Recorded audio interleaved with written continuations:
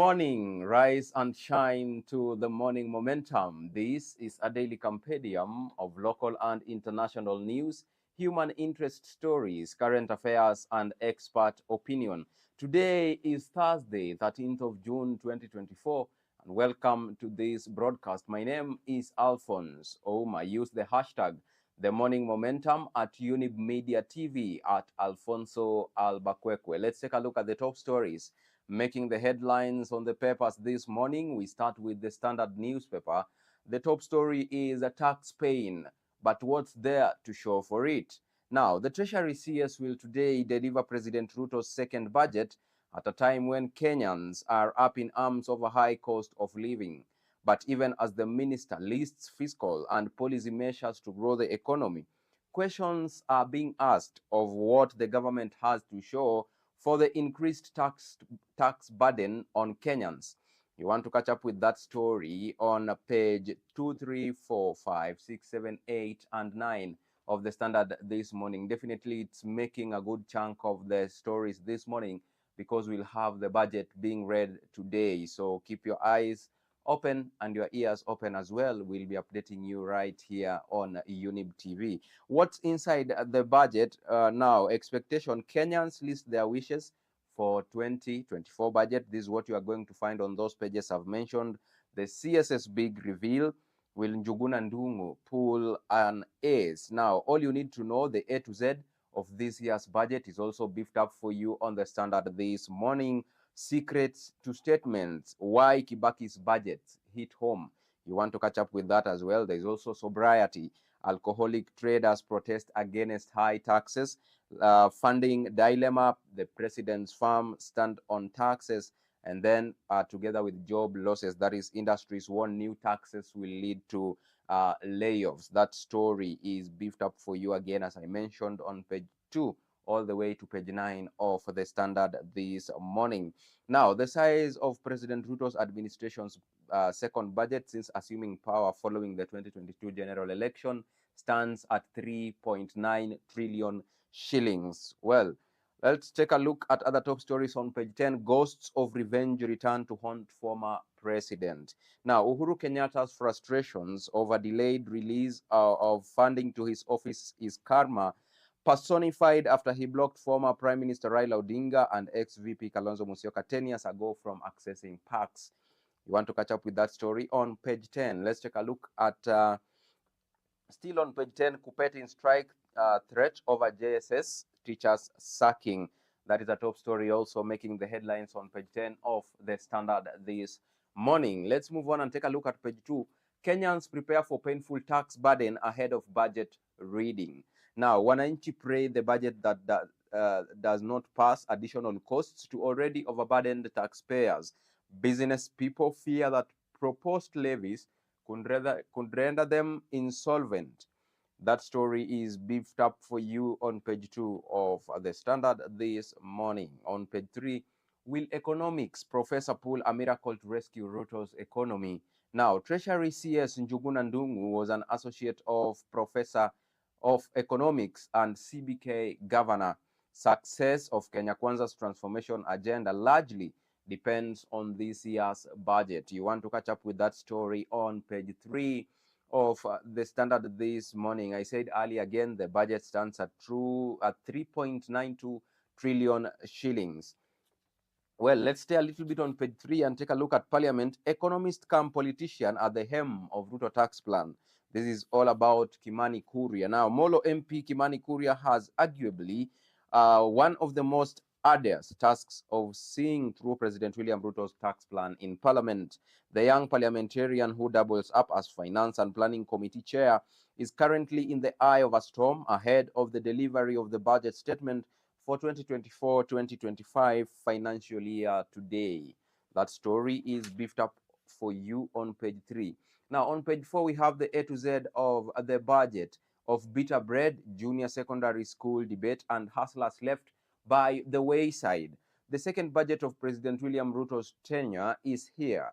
Pushed to the wall, opponents decry the government's lack of touch with the common Mwananchi, but proponents think the president is steadying a ship that has for long been rocked by brutal currents, writes Peter Theory. Here are some keynotes from the 2024-2025 budget and related topics. So you have it augmented for you from letter A to letter Z. That's why it's called the A to Z of the budget. You want to catch up with that on page 1, page 5 of the Standard this morning. Let's move on and take a look at page 6.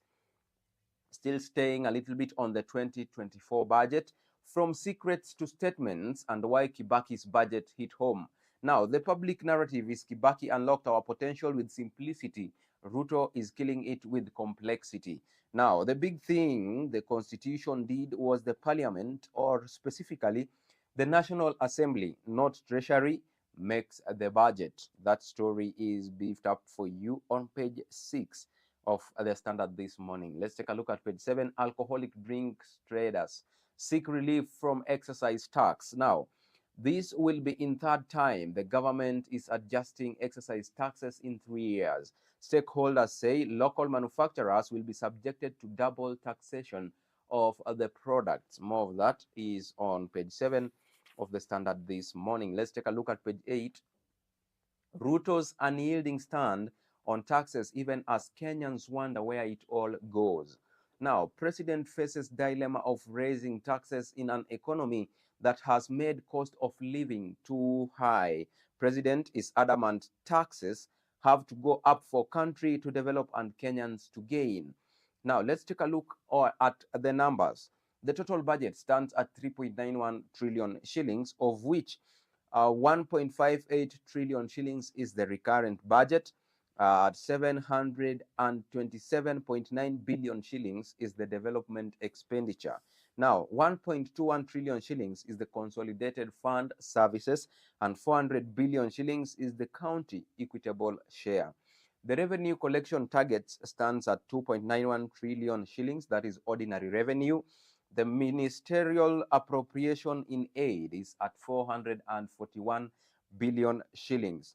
The budget deficit, get this clearly, the revenue collection target is at 2.91 trillion shillings. Total budget 3.91 trillion shillings. Now, here is the deficit, 508.9 billion shillings, of which 257.9 billion shillings will be borrowed from domestic lenders, and 256.7 billion shillings will be sourced from international lenders. Okay, let's move on and take a look at page 9. Industries warn of mass sackings over new levies. Now, this is a top story making the headlines on page 9. Let's take a look at it. Industries have warned of mass job cuts should MPs pass the Finance Bill 2024 without amendments to the proposed eco-levy and exercise duty. Kiplimo Kigen, the head of policy research at the Kenya National Chamber of Commerce and Industry KNCCI, said members would either shut down, remodel their business to import finished goods, or relocate. That story is beefed up for you on page 9 of the Standard this morning. Let's take a look at page 10. Uhuru battles for retirement parks just like Kalonzo and Raila did in 2014. President Kenyatta refused to sign law to give Raila and Kalonzo retirement benefits. Ruto allies now claim former president doesn't deserve parks because he's still in politics. You want to catch up with that on page 10 of the Standard this morning. Let's take a look at page 12. You brought ridicule to your office. MPs scold Gachagua over KQ flight. MPs debated the decision by the DP to carry his luggage on a commercial flight. They said it dishonored his office and revealed government infighting. You want to catch up with that story as well, beefed up for you on page 12 of the Standard this morning. Let's take a look at page 13. Telcos should not resell inactive lines, murder convict tells court. Man says mobile phone number like ID is a personal identity that can be transferred. Ngura, who was jailed for killing girlfriend, wants to get in touch with the family. That story is beefed up for you on page 13. Well, let's take a look at some justice news on page 13. Sonko, 2 others freed as state drops terrorism charges. Now, the former Nairobi governor Mike Sonko has been cleared of charges related to terrorism. Kahawa Principal Magistrate Daniel Kiage yesterday set free Sonko, Benjamin Onyango Odhiambo, and Clifford Ochieng Ouko after the prosecution withdrew the case. That story is beefed up for you on page 13 as well. Now, with that story of justice, let's shift gears and take a look at the expert opinion on the Standard this morning. Today, it's all about without enough funds, we will not achieve much from CBC. Now, do we need more graduates from our learning institutions? Have we rated the job market? Parents invest in education their children only for a majority of them to languish in the streets, say home jobless, lack opportunities to intern and put themselves at the service of some political bigwigs who use them as means to an end. Well, that story is beefed up for you on page 14. Well, let's take a look at page 15. Was TSC justified to send intern teachers home? Now, we have Johnston. Wambuti says no, employer didn't handle the issue well. Another sentiment from Justus Kimeu, who is also saying no, is because TSC should rethink its decision. That story is beefed up for you on page 15. Now, let's move on and take a look at county news on the Standard this morning. Now, we start with Uasin Gishu. Court summons Mandago in 1 billion shillings Finland education scandal. The senator and his co-accused have denied 10 charges of conspiracy to steal, stealing, abuse of office, and forgery. They were to appear in court in July 1st, but were served with a notice to appear yesterday. Yeah, that story is beefed up for you on page 18. Still on page 18, in Nakuru County, lawyer issues ultimatum on Mara cars ban. The ban on use of private cars for game drives in Masai Mara Game Reserve continues to attract mixed reactions, with the lawyer now threatening to sue.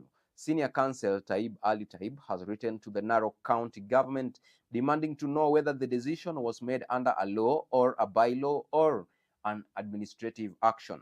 That story is beefed up for you on page 18. Let's take a look at page 19. Baraza surrenders stalled hospital county stadium. Now, MCS passed motion to transfer hospital to national government for completion 2 years ago. At least 5.5 billion shillings is required to complete the two projects. Now, the national government has agreed to take over the stalled 10 billion shillings Kakamega County Teaching and Referral Hospital. Governor Fernandez Baraza administration has also surrendered Buhungu Stadium that is currently under construction to the state. Well, let's take a look at the digital landscape. Government urged to boost cybersecurity infrastructure. Now, the government has been challenged to intensify cybersecurity infrastructure and facilitate training of students in the universities on data and safety protection. That story is also beefed up for you on page 19. Now, let's take a look at business news. This morning on the Standard, Murkomen opposes EVs tax plan, says it will reverse gains. He says proposal in Finance Bill 2024 could hamper uptake, undermining efforts to make Kenya an industry leader in Africa. Treasury is seeking to impose 16% VAT on electric bikes and buses, as well as solar and lithium-ion batteries. That story is beefed up for you on page 21. The figure stands at 16%. That is the VAT that will be subjected to electric bicycles, solar and lithium-ion batteries if the Finance Bill 2024 passes.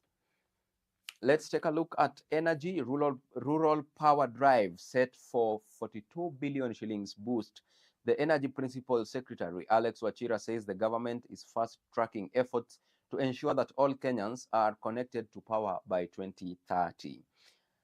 Well, that brings us to the end of business news. Let's shift gears and look at international news. Now, 35 dead, dozens injured in Kuwait building inferno.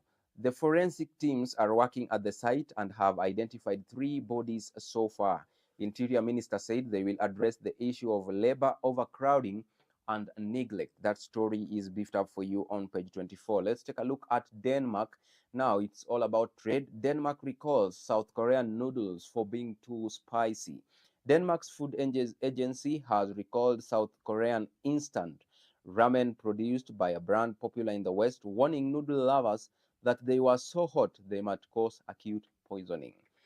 Well, let's move all the way to Bangladesh. Court indicts Nobel laureate Yunus in graft case. Now, Bangladeshi Nobel Peace Laureate Muhammad was indicated in a corruption case on Wednesday, the latest charges to proceed against the respected economist that supporters say are politically motivated. All right, let's take a look at Addis Ababa.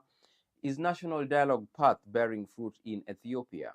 Ethiopia last month embarked on a key phase of national dialogue process aimed at healing the wounds threatening to tear apart Africa's second most populous nation. While its supporters insist dialogue is the only way to address the myriad problems confronting the fractured country, including deep-seated political tensions and rambling regional conflicts, critics say it is already dead on arrival. You want to catch up with that story on page 25. Now, let's take a look at sports news. But before that, the real estate enthusiasts. You have the real estate article beefed up for you on the Standard this morning. You want to catch up with it. The trade center came crashing down. That is a story beefed up for you on the article. Let's take a look at sports news on the Standard this morning. We start with tennis. Now, Kenyans' crisp serves keep them afloat at African tourney. Tennis stars guide Kenya closer to vital promotion, and Okutoi leads other top Kenyan tennis stars at Nairobi club. You want to catch up with that on page 37. Let's take a look at schools' time to play as games kick off in Kisumu and Migori counties. The Secondary School Sports Association Term 2 games comprising of the high octane and crowd pulling football, volleyball, basketball 3x3, racket games, and rugby sevens will kick off today in Kisumu and Migori counties. Well, let's now take a look at athletics. Kenya lines up stars for Africa Championships in Cameroon. The country topped the charts with 23 models at the 22nd edition in Mauritius. The team is set to report for residential training today ahead of the event on June 21st. That story is beefed up for you on page 38. Let's take a look at Euro 2024. Lam hopes Euro 2024 can bring Europe together. Lam played at the 2006 World Cup, the last time Germany hosted a major football tournament. Euro 2024 kicks off when Germany face Scotland in Munich on Friday night. That story is beefed up for you on page 39 of the Standard this morning. The cover page is all about the Kenyan football, how playing home away from home cost Harambee Stars. Kenya staged their 2 World Cup qualifiers in Malawi due to lack of FIFA-accredited facilities. Captain Olunga urges the government to fast-track renovations at Nyayo and Kasarani Stadium. On matters English Premier League, hugs for Ten Hag. He's still at Man United now. Eric Ten Hag is set to remain as manager of Manchester United following a post-season performance review by club chiefs, British media reports said. Now, with that, we take a quick break here on the Morning Momentum. We are coming back with the top stories making headlines on the Daily Nation. Don't go away. The best is yet to come. Keep interacting with us at Younib MEDIA TV at Alfonsoh Albakwekwe. You can also send in your sentiments via our SMS line 0719 144 144. See you on the other side of this broadcast.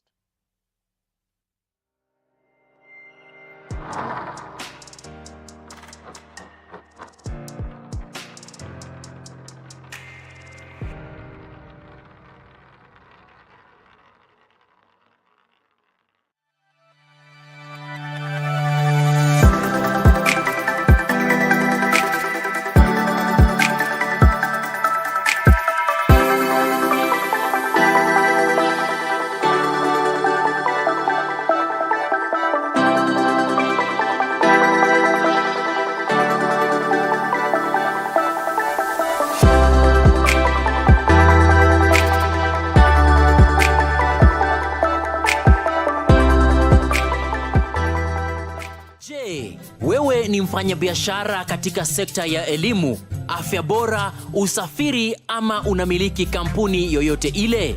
Ungependa kupata fursa ya kutangaza biashara yako ili kuwafikia wateja zaidi?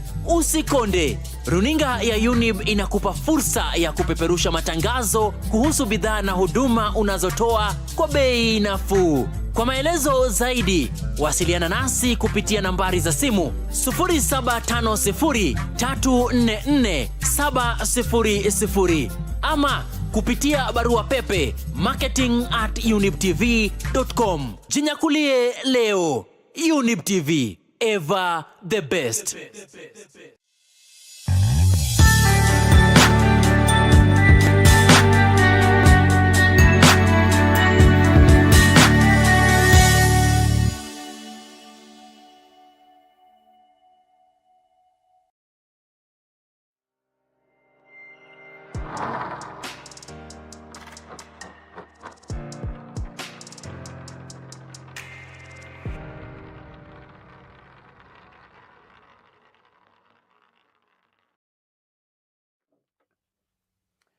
Welcome back to the Morning Momentum. If you are just joining us, you are rolling with the host, with the most. Alfonsoh is my name.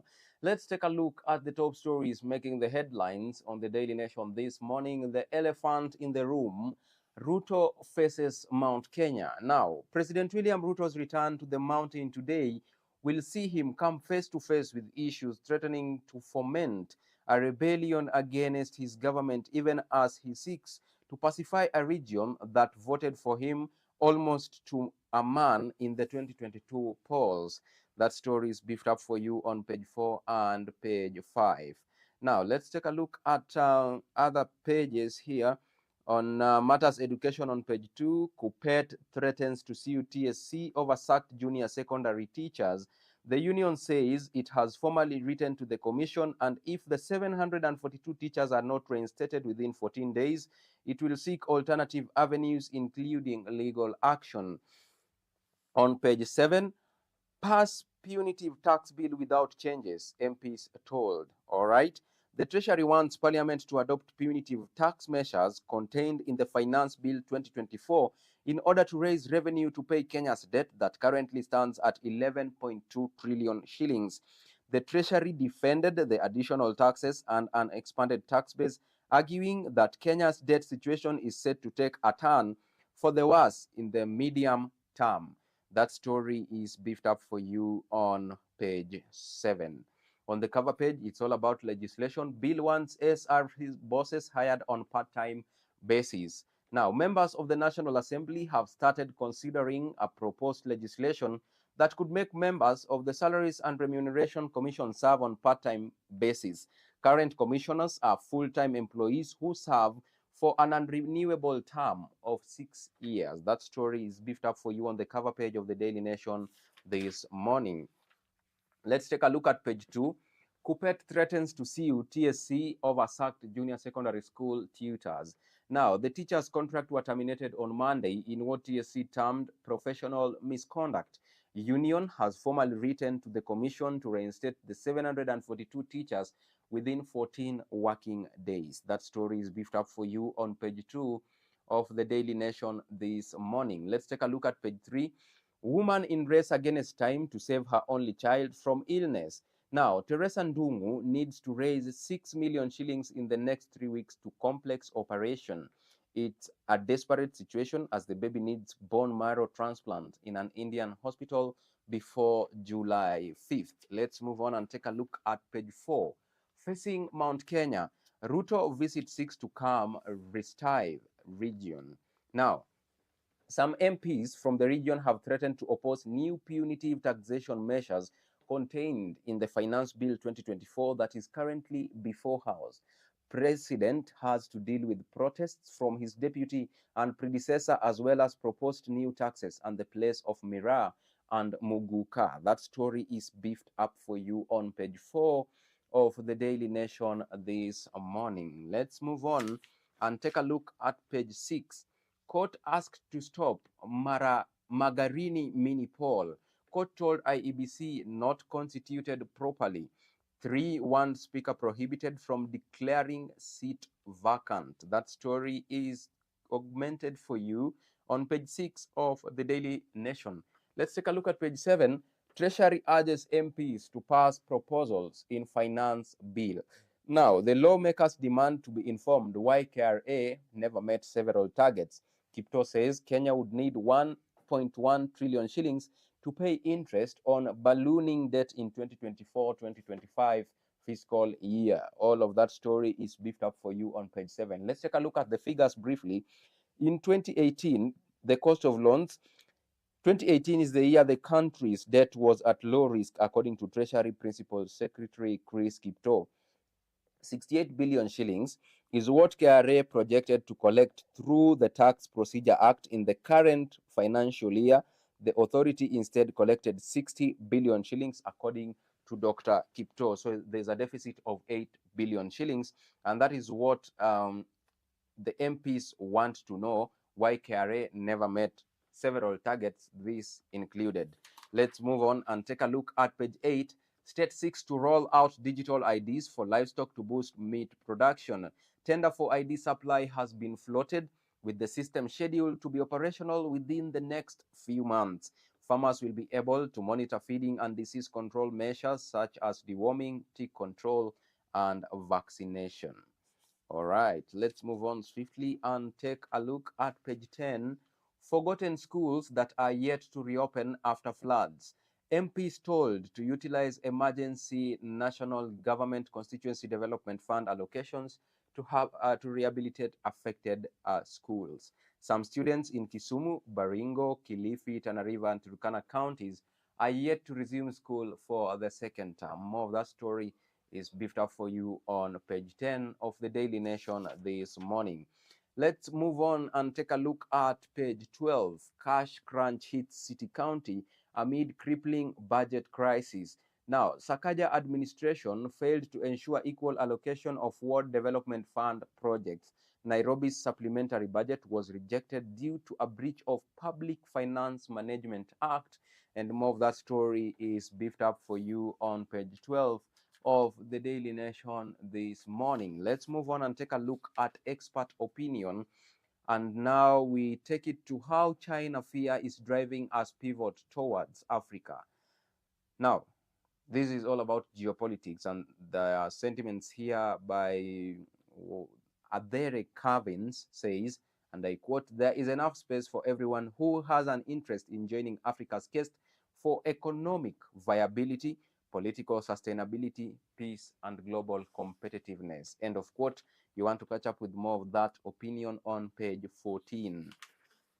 Now let's shift gears and take a look at county news. We start with Kiambu County. Wamatangi, we can't run away from one man, one vote, one shilling issue. Now, he has been behind the push since 2016 when he challenged the revenue formula in court. Kiambu governor has now warned politicians against turning debate into inter-ethnic battle. That story is beefed up for you on page 17. Yesterday, he said, and I quote, "Were it not for my push in 2015, populous counties would not have received sufficient funding for development to the level we are today." End of quote. Now, you want to catch up with more of that on page 17. Let's stay on page 17 for a little while and take a look at other counties briefly. We go to Nakuru County. Hospital set for 125 million shillings facelift. The county government has embarked on the upgrade of Subukia Sub-County Hospital at a cost of 125 million shillings. The move, officials said, is meant to help decongest the Nakuru Level 5 hospital, and the upgrade includes construction of an ultra-modern outpatient wing.